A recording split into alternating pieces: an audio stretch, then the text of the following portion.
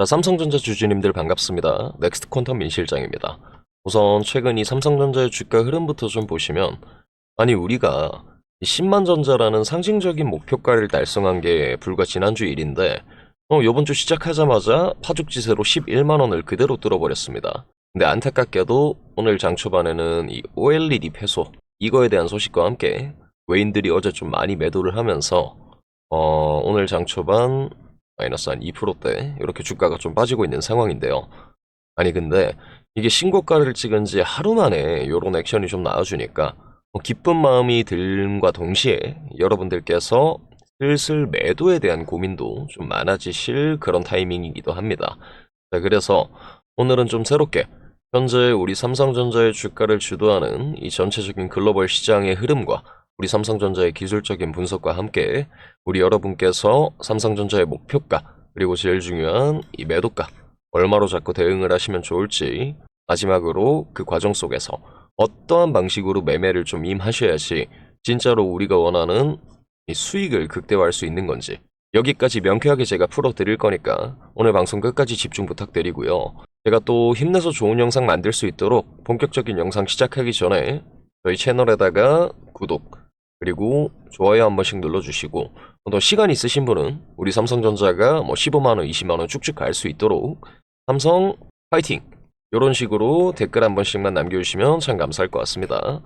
자, 그러면 오늘 일단은 이 OLED 소송에 대한 패소 소식, 여기에 대해서 좀 정확하게 모르시는 분들이 많을 것 같아서 제가 일단 요거부터 한번 짚고 넘어가 드릴 건데요. 자, 여기 기사 보시면 일단 뭐 헤드라인은 미국 특허 괴물의 공격에 삼성전자가 패소했지만 거기에 대해서 불복한다 이런 내용이고, 아래 내용을 좀 자세히 보시면 이 삼성전자의 OLED 디스플레이 기술이 미국의 픽트비아 디스플레이, 쉽게 말해서 픽티바라는 기업의 특혜를 침해했다고 판결이 나가지고 배상금이 무려 2,700억 원에 달하는 소송에 대해서 패소를 했다, 그렇게 판결이 났다, 이런 식으로 적혀 있습니다. 자, 근데 여러분, 이 픽티바라는 기업 같은 경우에는 실제 제조기업이 아닙니다. 그러니까 쉽게 말해서 실질적인 제조나 생산은 전혀 없이 특허만 좀 보유를 하고 오늘처럼 이렇게 소송으로 돈을 버는 회사라는 얘기죠. 여러분도 처음 들어보셨죠? 픽티바. 이게 정확하게 어떻게 된 거냐면 이 2000년대 초반에 오슬람이라는 기업이 있었습니다. 자, 근데 이 오슬람이라는 기업이 선제적으로 OLED 시장을 개척했던 기업이고, 이 오슬람에서 초기 특허를 좀 많이 냈어요. 근데 이거를 픽티바가 그대로 인수를 해왔습니다. 자, 그래서 이때부터 쭉 가지고 있던 걸 이번에 걸고 넘어진 건데, 아니 근데 그렇다고 하더라도 2000년대 이후로 거의 한 20년 동안 삼성전자가 OLED 분야에서 개발한 자체 특허만 수천 건에 달합니다. 그리고 이 스마트폰 OLED 분야에 대해서는 삼성이 전 세계 점유율이 50%가 넘어요. 자, 이거는 쉽게 비유를 하자면 에디슨이 전구를 발명을 했으니까 전구 만드는 회사는 죄다 에디슨한테 허락을 받고 해야 되냐, 요런 좀 어이없는 수준의 논쟁입니다. 자, 근데 핵심은 이미 수십 년 동안 다각화된 이 OLED 산업 속에서 비슷해 보이지만 다른 기술임에도 분명하고 이 픽티바 측에서 이걸 걸고 넘어졌다는 거고, 삼성은 실제로 이 픽티바에서 제시한 특허의 유효성 범위를 걸고 넘어지면서 항소를 요청을 해놓은 상황입니다. 자, 요런 경우는 마지막에 되게 뒤집히거나 판결이 축소가 되는 경우가 많고요. 그리고 제일 중요한 게 어제 판결이 났던 건 1심, 이 배심원 판결이기 때문에 미국의 이 특허 소송의 구조상 요런 경우에는 2심, 3심 이렇게 넘어가게 되면은 결과가 바뀌는 경우가 굉장히 많습니다.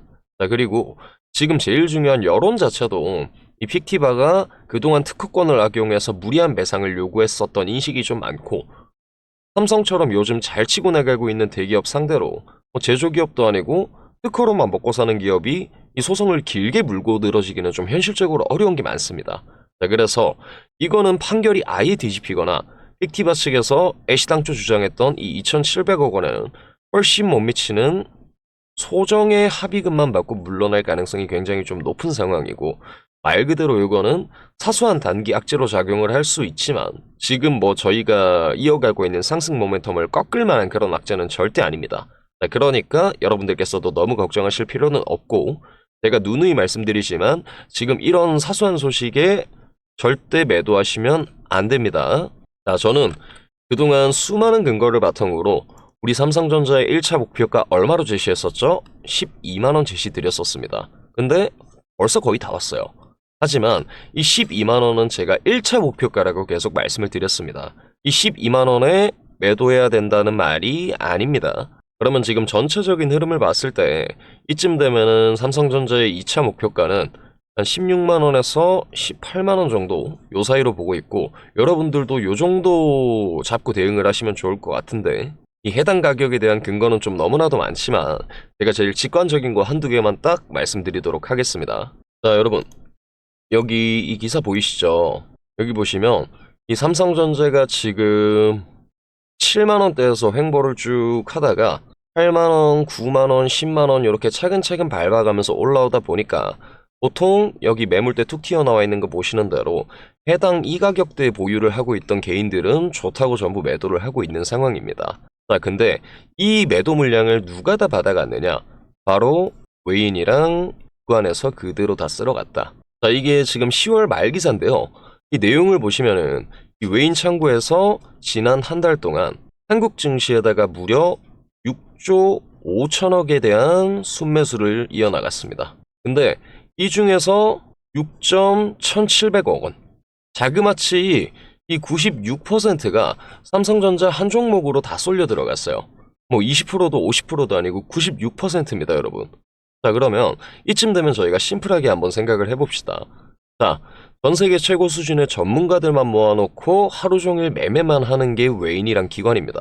근데 얘네가 지금 이 올라오는 과정 속에서 어떠한 가격에 담아도 충분히 수익으로 전환할 수 있다고 판단을 했기 때문에 지금 지속적으로 매수를 하고 있는 거고, 이 말은 곧 삼성전자는 아직까지도 저평가 구간일 가능성이 높다는 말이겠죠. 자, 여러분, 제가 지난 영상에서 말씀드렸습니다. 지금의 한국 증시는 이 선행시장인 미국 증시를 그대로 따라갈 수밖에 없다. 그리고 코스피에서 가장 큰 지분을 가진 삼성전자도 마찬가지로 따라간다. 물론 이 삼성전자의 뭐 개별적인 실적, 호재, 악재 이런 거 중요합니다. 하지만 지금처럼 선행시장인 미국 시장의 힘이 이렇게 강할 때는 작은 재료들은 좀 덮어버리고 전체적으로는 이 큰 흐름을 따라갈 수밖에 없고요. 지금 이 글로벌 흐름, 이 미국 증시의 흐름을 주도하고 있는 섹터가 어떤 섹터죠? 바로 AI와 반도체. 우리 삼성전자가 이 핵심에 있기 때문에 여러분들께서 더욱이 이 흐름을 좀 잘 지켜봐 주셔야 됩니다. 자, 그러면 이 흐름은 지금 어떨까요? 이 어젯밤의 나스닥 동향만 좀 보시더라도 여기 보시면 엔비디아, AMD 이런 반도체 기술의 핵심주들이 계속해서 상승을 이어나가고 있고요. 여기 보시는 대로 이 아마존 같은 경우에도 이 AI 데이터 센터를 구축하고 나서 긍정적인 평가를 받으면서 지금 쭉쭉 올라가고 있는 상황입니다. 자, 여러분, 다른 유튜브를 보다 보면은 이 AI 버블이 이제 끝나가고 있다 이런 소리가 많지만 저는 지금 형성되고 있는 파동은 아직도 1차 파동이라고 생각을 합니다. 자, 증권 시장이 생긴 이래로 이번 AI 혁신처럼 이 기술 혁신으로 인한 불장이 찾아왔을 때는 브레이크를 거는 요소가 크게 두 가지가 있습니다. 자, 첫 번째로 기술의 부진, 그리고 두 번째로 양적 긴축.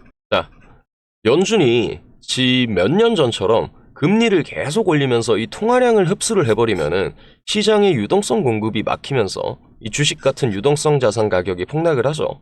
근데 9월부터 시작된 금리 인하를 기점으로 해서 지금 이미 2번 인하했고 이번 12월에 추가적으로 한 번 더 금리를 내리겠다고 발표를 했습니다. 자, 이게 굉장히 의미 있는 일인 게 이게 코로나 쇼크 때부터 시작된 양적 긴축, 즉 자금의 동결이 풀리고 시장에는 앞으로도 굉장히 많은 돈, 통화량이 풀릴 것으로 예상을 하고 있기 때문에 이미 진행 중인 이 열풍은 더 심화돼서 쭉쭉 치고 올라갈 가능성이 높습니다. 자, 지금 시기가 아주 딱딱 맞아떨어지고 있는 상황이고, 물론 이 돈이 많이 풀리게 되면은 뭐 화폐 가치 하락 이런 리스크도 있겠지만은 주가는 결국에는 오를 수밖에 없는 그런 상황이에요.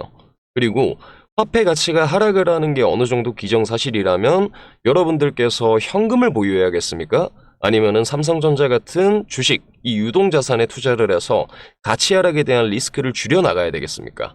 자, 여러분, 이런 시점에 삼성 같은 건실한 기술주에다가 투자하는 건요, 그냥 단순 투기가 아니고 여러분의 자산을 지켜주고 불려줄 수 있는 든든한 방패 역할을 하게 될 겁니다. 자, 정리하자면 지금 삼성전자 개별주의 재료보다는 이 전체적인 글로벌 시장의 흐름을 따라가고 있고 아직도 고점이 아니고 갈 길이 더 멀어 있는 상황이기 때문에 당분간은 여러분이 선택의 여지 없이 여기에 맞춰가지고 대응을 좀 해 나가 주셔야 됩니다. 하지만 이게 다가 아니죠. 제일 중요한 거.